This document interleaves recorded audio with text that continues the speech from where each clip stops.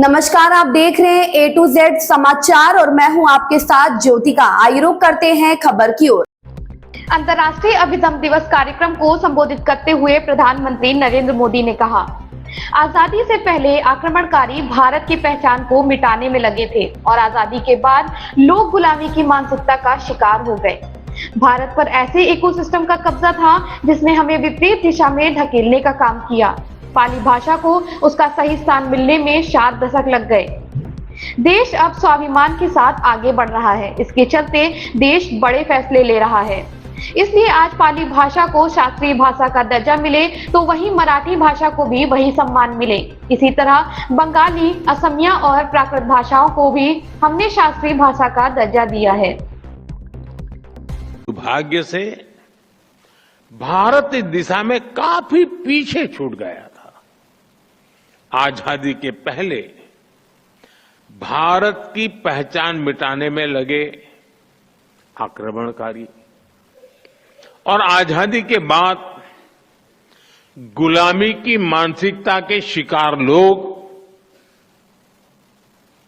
भारत में एक ऐसे इकोसिस्टम का कब्जा हो गया था जिसने हमें उल्टी दिशा में धकेलने के लिए काम किया।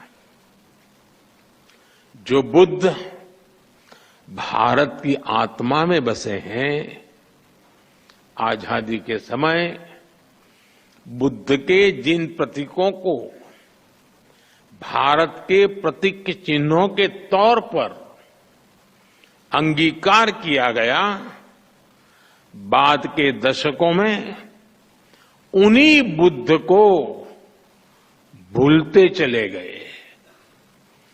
पाली भाषा को सही स्थान मिलने में 7 दशक ऐसे ही नहीं लगे। लेकिन साथियों, देश अब उस हीन भावना से मुक्त होकर आत्मसम्मान, आत्मविश्वास, आत्मगौरव के साथ आगे बढ़ रहा है। देश इसी बदौलत बड़े फैसले कर रहा है। इसलिए आज एक और पाली भाषा को शास्त्रीय भाषा, क्लासिकल लैंग्वेज का दर्जा मिलता है, तो साथ ही यही सम्मान मराठी भाषा को भी मिलता है।